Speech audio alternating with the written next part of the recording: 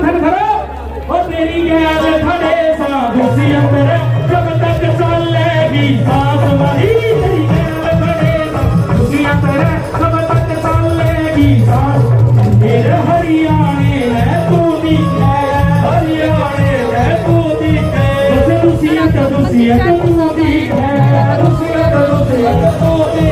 एक तू है से बस आस मारी तेरी गैर खड़े साधु सी अंदर जब तक चलेगी सांस हमारी तेरी गैर खड़े साधु सी अंदर जब तक चलेगी सांस हमारी वही लाइन एक बार ताली बजाके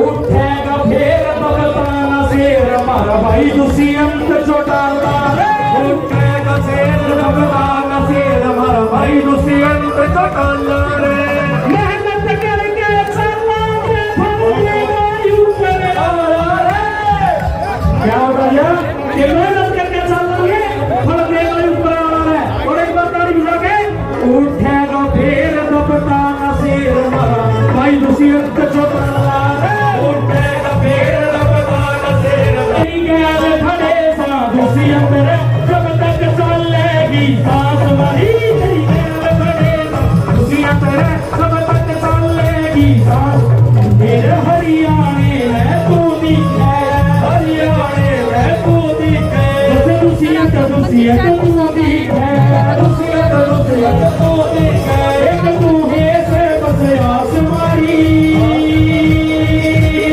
तेरी गैर खड़े साधु सी अंदर जब तक चलेगी सांस हमारी तेरी गैर खड़े साधु सी अंदर जब तक चलेगी सांस हमारी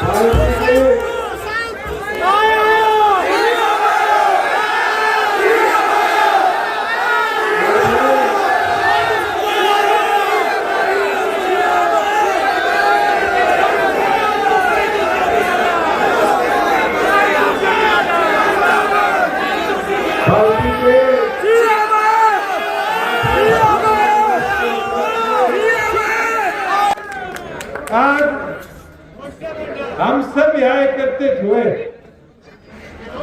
मगर 5 साल 5.5 साल पहले के अगर पल की बात करें तो आज मैं कुछ आप लोगों से पूछ लूं बीजेपी को 11 साल देश में राजनीति करते होंगे सरकार के अंदर की चलाते होंगे जानते तो हो कैसे सरकार चलाती है अगर 2019 में गठबंधन नहीं करते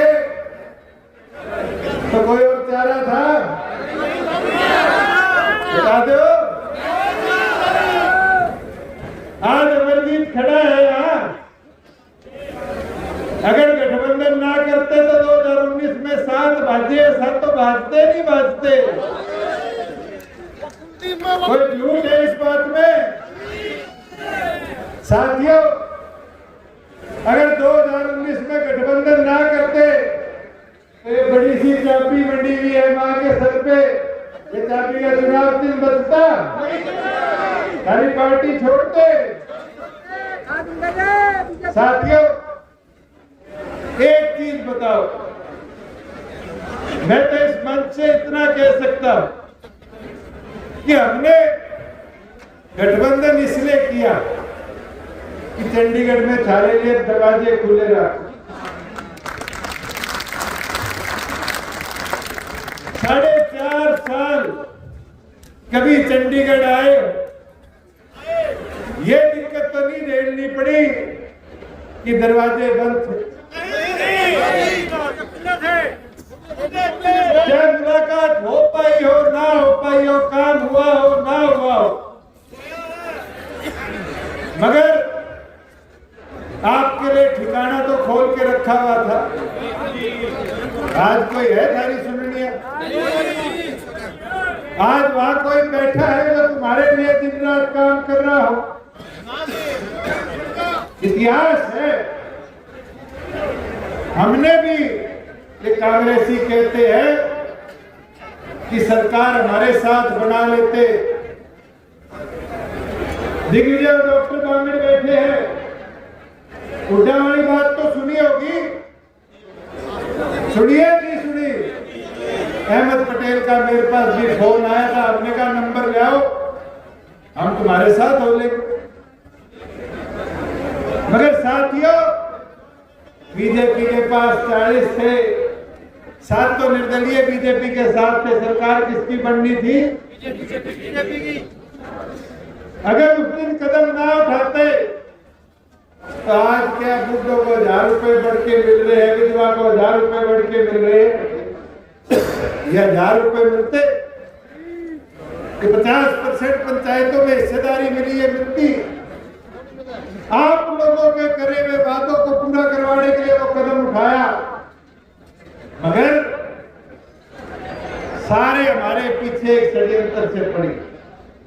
और पड़े कैसे कि अगर जेजेपी को नहीं रोका तो कहीं ना कहीं उनके लिए खतरा था, और उनके लिए खतरा नहीं, असली सच्चाई तो है उनकी अगली पीढ़ी के लिए भी खतरा था। बता दो कोई झूठ है? मगर इन लोगों ने एक सूत्री कार्यक्रम 5 साल चलाया, और वो सूत्री कार्यक्रम था कि आप लोगों को राजनीतिक तौर पर कमजोर कर दिया जाए। हम 10 एमएलए थे, कोई हमारा एमपी राज्यसभा और लोकसभा में तो नहीं था। किसान आंदोलन की बात करेगी, दुष्यंत इस्तीफा दे देता। मेरे इस्तीफा देने से तो प्रदेश सरकार भी ना गिरती, केंद्र तो बहुत दूर की बात थी। मगर साथियों, एक चीज बता सकता हूं, विपदा क्या है। जिन लोगों ने पार्लियामेंट में खड़े होकर इस बिल के लिए वोट दिए, वो भी हमारे पीछे पड़ गए। जिनने सेटिंग कर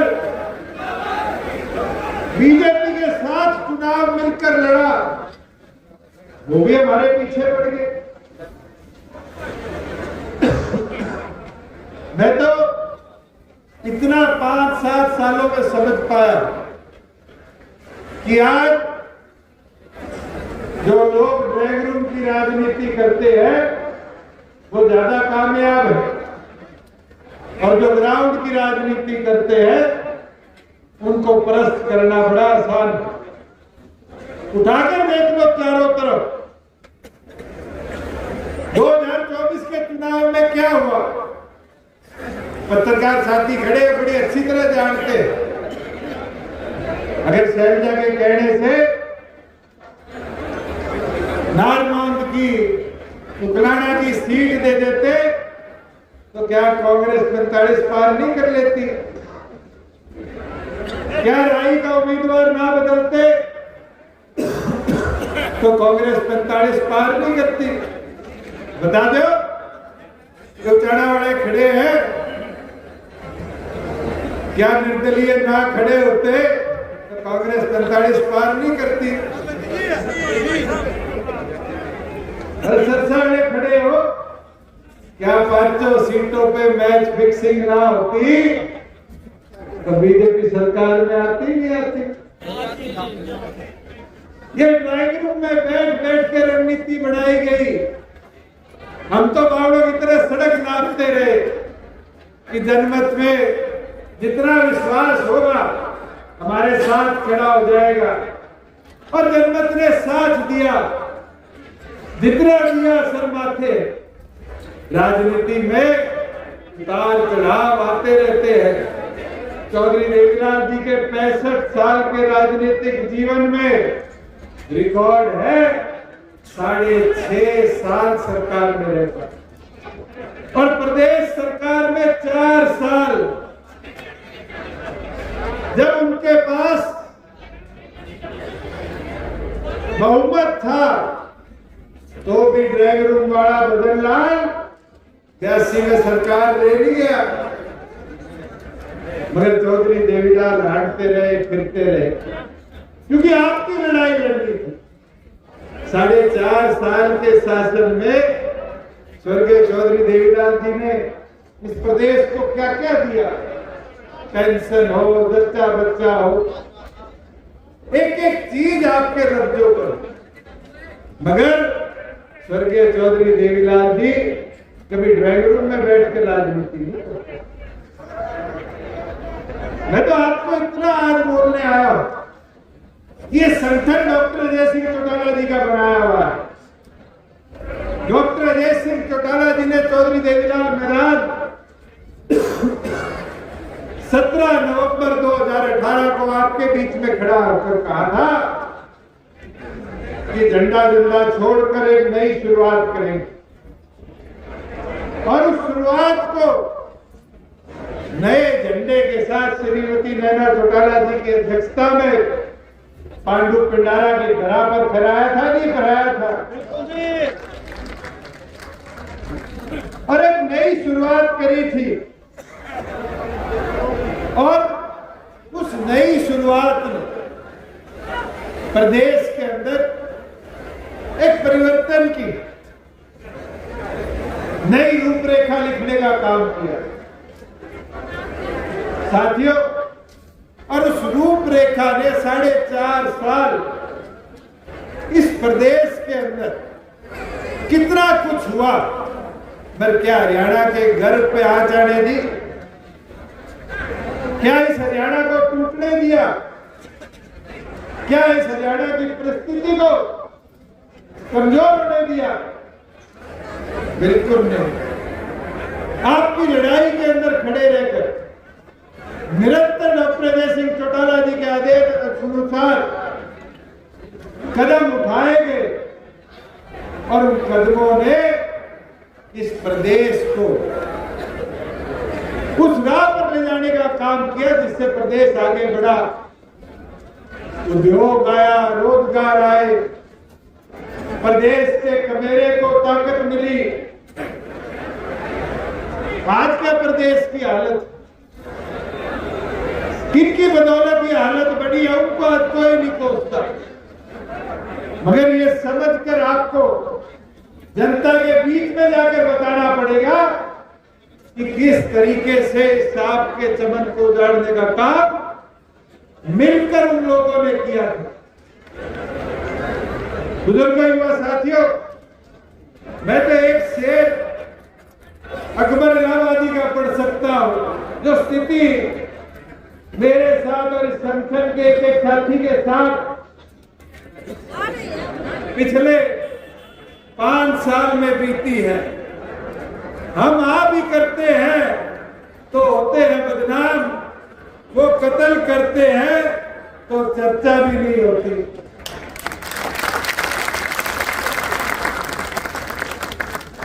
साथियों, प्रदेश के आज क्या स्थिति है अपराध की? आज चाहे अपराध के अंदर मर्डर हो, रेप हो, चाहे फिरौती हो, रंगदारी हो, लूट हो, डकैती हो, निरंतर अपराध इस प्रदेश में बढ़ता जा रहा है। और प्रदेश का मुखिया कहता है गुंडों भाग जाओ, प्रदेश का डीजी कहता है गुंडे थार में बुलेट में आते हैं। अरे अपराधियों को पकड़ो, अपराध को रोको, मगर इस प्रदेश को तो बचाओ। क्या हालत है, जलेबी बनाने वाला हो, जूता बेचने वाला हो, ढाबा चलाने वाला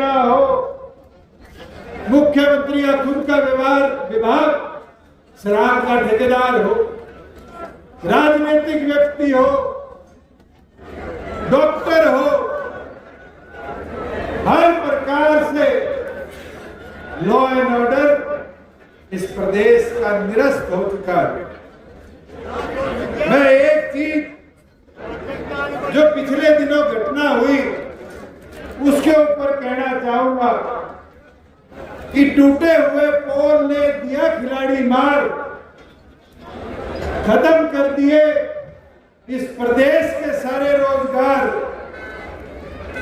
अपराधी सारे विदेश में फरार, मगर इनको कातिल नजर आती है बुलेट और कार।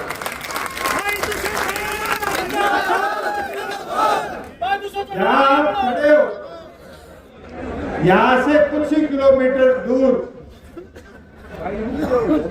खेल के मैदान में हमारे एक युवा साथी के साथ जो घटना हुई, उसके बाद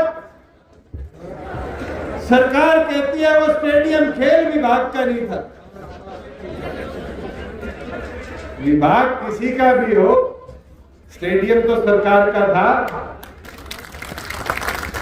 कभी तो सरकार की रही है,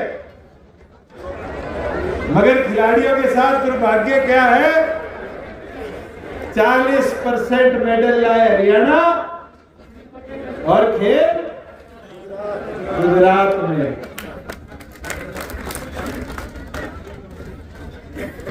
आज ऐसी स्थिति बन चुकी है, कॉमनवेल्थ गेम जैसे के लिए गुजरात चुना गया,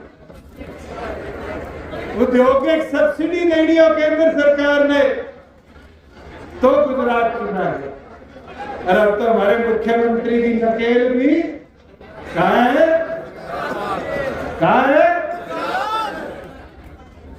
समझो इस चीज को साथियों कि आज व्यवस्था सुधारने में विचार नहीं है इन लोगों के। इन लोगों की सोच एकमात्र है कि कैसे हमारा आपस का ताना बाना जो है, भाईचारा जो है, उसको तोड़ दिया जाए। ये नहीं देखते रोजगार कैसे बनाना है, मगर इनके विधायक, इनके सांसद क्या भाषा बोलते हैं, किस तरह के विचार रखते हैं, जानवरों से तुलना करी जाती है। साथियों, ये समझो जो इनने व्यवस्था मेवात के लिए बनाई थी वो मेरे देखी हुई है। सबसे पहले पीड़ा में मैं बोला था कि एसपी छुट्टी पे था, तुमने जानबूझकर ये वारदात कर। आज तक इस घटना पे एसपी के खिलाफ कोई कार्रवाई नहीं हुई। साथियों, ये आज भी वही माहौल बना रहे हैं जो इनने पंचकुला में बनाया था जब राम रहीम को सजा हुई थी। लोगों को आमंत्रित किया, फिर उन पे डंडे बरसाए, लाठियां बरसाई, उनकी जान गई। ये वो माहौल बना रहे हैं जो रोहतक में हुआ था, लाड़सोली में हुआ था, झांसी में हुआ था 2016 में, याद है जब पुलिस नहीं थी और इस प्रदेश की व्यवस्था को बिगाड़ा गया। ये इनका पुराना एजेंडा है, पर केवल मात्र यहां नहीं, ये तो एजेंडा 1990 के दशक से चलाते आ रहे हैं। मगर आपको समझना पड़ेगा, इनको रोकने के लिए अपनी आवाज को प्रदेश के प्रत्येक घर तक जाकर पहुंचाना पड़ेगा। साथियों, मैं तो हैरान था, परसों अखबार में एक कटिंग देखी और कटिंग थी कि मुख्यमंत्री ने कहा है कि 50 लाख रोजगार 2047 में बढ़ा लेंगे। अभी तो 37 में भी 12 साल है नहीं है। पहला मुख्यमंत्री देखा तो 22 साल का एजेंडा लिए बैठा। सैनी साहब, 50 लाख छोड़ो, जो छोरे छोरिया कौशल रोजगार के फार्म भरे बैठे हैं उनने नौकरियां ढंग से की दे दो, वही बहुत बड़ा हो जाएगा। दुनिया क्या है कि कल मेरे को एक साथी ने एक वीडियो भेजी, मैं देख रहा था कि असिस्टेंट प्रोफेसर अंग्रेजी के लगने थे प्रदेश में 613 और एचपीएससी ने भर्ती निकाल दी। नेट और पीएचडी से पढ़ा लिखा तो कोई नहीं होगा। 613 पदों के लिए नेट पीएचडी करे हुए 4800 से ऊपर एप्लीकेशनें भरी, 4800 और पास कितने करे? 158 और 158 में भी 50% हरियाणा के बाहर। ये आज भर्तियों की स्थिति है। अगर इस प्रदेश की डिग्री करा हुआ बच्चा असिस्टेंट प्रोफेसर लगने लायक नहीं है, तो फिर जो एमडीयू में हुआ वो तो इस प्रदेश के 21 विश्वविद्यालयों में चल रहा है।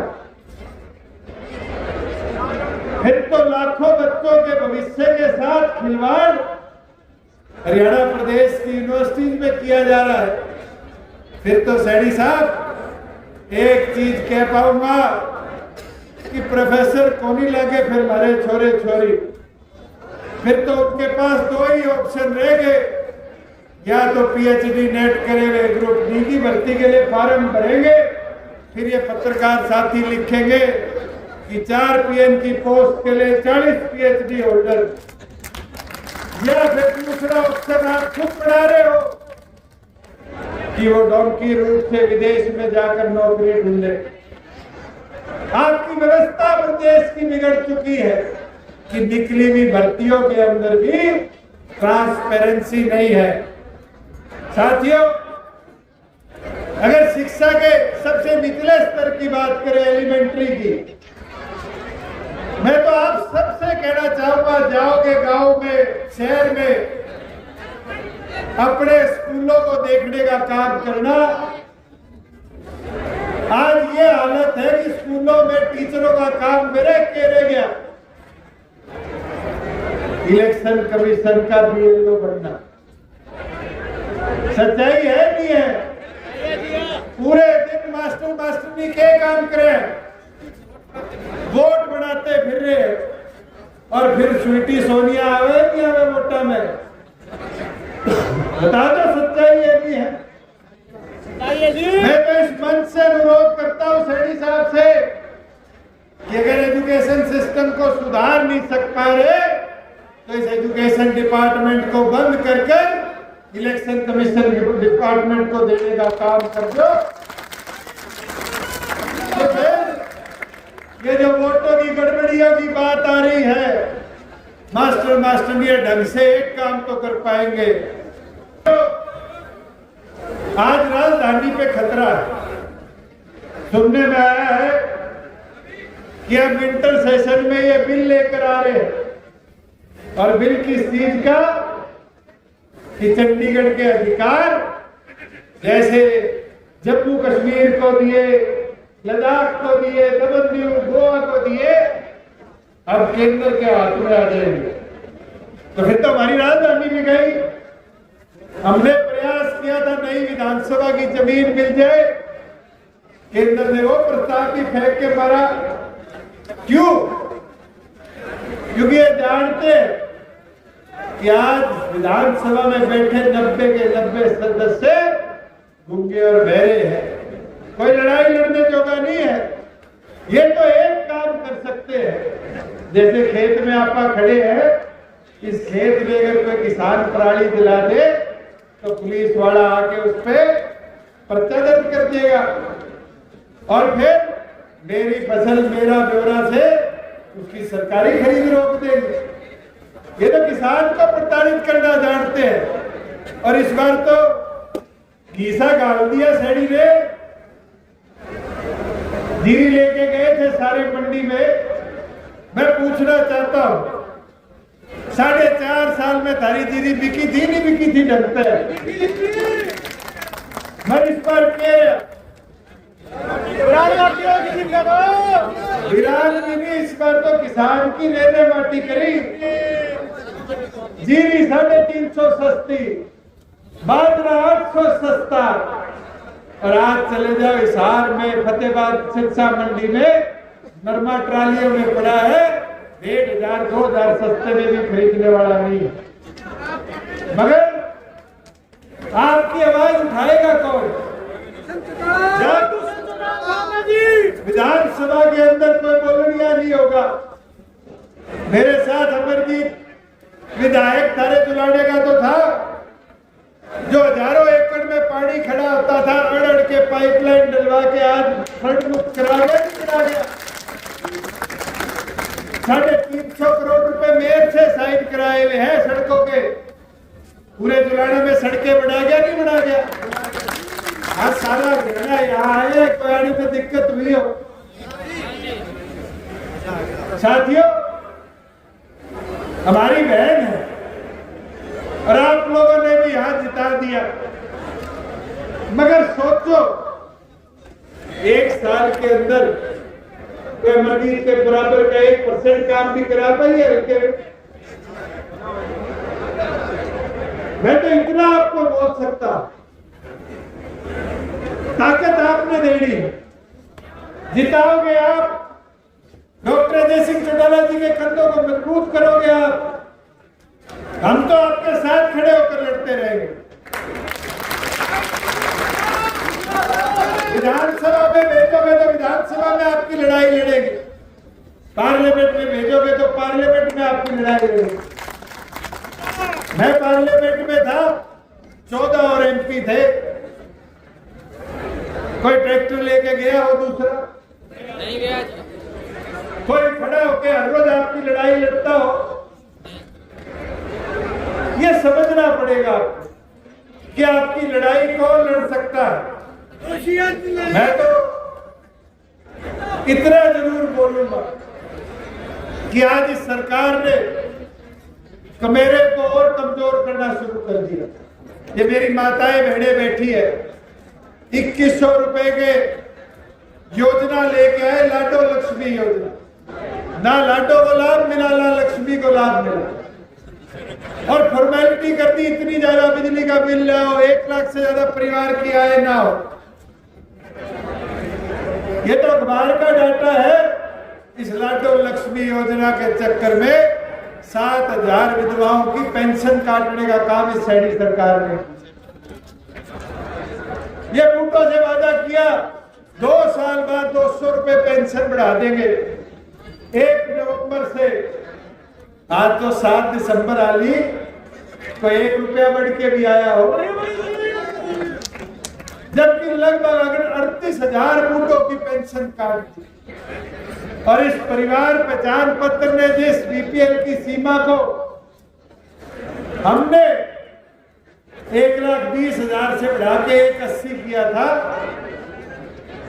आज उस बीपीएल कार्ड की श्रेणी में से 6,84,000 बीपीएल कार्डों के भी कार्ड काटने का काम इस सरकार ने किया है। साथियों, मैं तो इतना बोल सकता हूं कि ये लड़ाई आपकी, आप लोगों ने इस लड़ाई को लड़ना। साथियों, एक विनती निवेदन मेरा,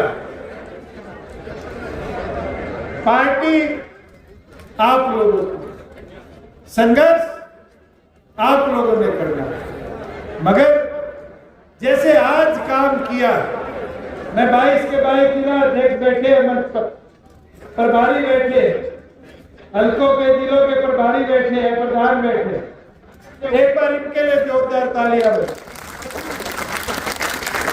जनता पार्टी जिंदाबाद, जनता पार्टी जिंदाबाद। एक व्यक्ति तक जाकर डॉक्टर अजय सिंह चौटाला जी के आदेश को आप लोगों तक पहुंचाया और इस स्थापना दिवस को ऐतिहासिक स्वरूप देने का काम किया। और मुझे पूरा विश्वास है कि आप लोग सारे अगर इसी तरह 4 साल मैदान में उतरकर संघर्ष की पृष्ठभूमि को और मजबूत करोगे तो साथियों दोबारा जननायक जनता पार्टी डॉक्टर अजय सिंह चौटाला जी के नेतृत्व में वही पहुंचेगी। मगर ये काम आपने करना, हम तो साथ आपके खड़े हो सकते हैं। 6800 गांव है जहां मेरी ड्यूटी डॉक्टर साहब लगाएंगे, जहां दिग्विजय की लगाएंगे, जहां अमरजीत की लगाएंगे, जहां मंच पे बैठे एक एक साथी की नजरें देख लो, जिसकी ड्यूटी लगेगी वो आपके साथ यूं ही आकर खड़ा होगा। मगर आप सबको अगले 4 साल संघर्ष करना पड़ेगा। मैं तो इतना आपको विश्वास के साथ कह सकता हूं, चौधरी देवीलाल जी के जीवन से हमने सीखा कि अगर पांव की रफ्तार चलती रहेगी तो आपको कोई रोकने वाला नहीं।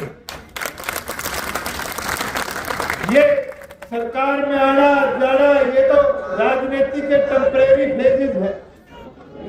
बहुत से लोग इस सोच के साथ बैठे थे कि आपका संबंध कमजोर हो गया, मगर मैं धन्यवाद करूंगा कि डॉक्टर अजय सिंह चौटाला जी के नेतृत्व में आज आपने प्रदेश को दिखा दिया कि आपका संगठन और ज्यादा मजबूत हुआ।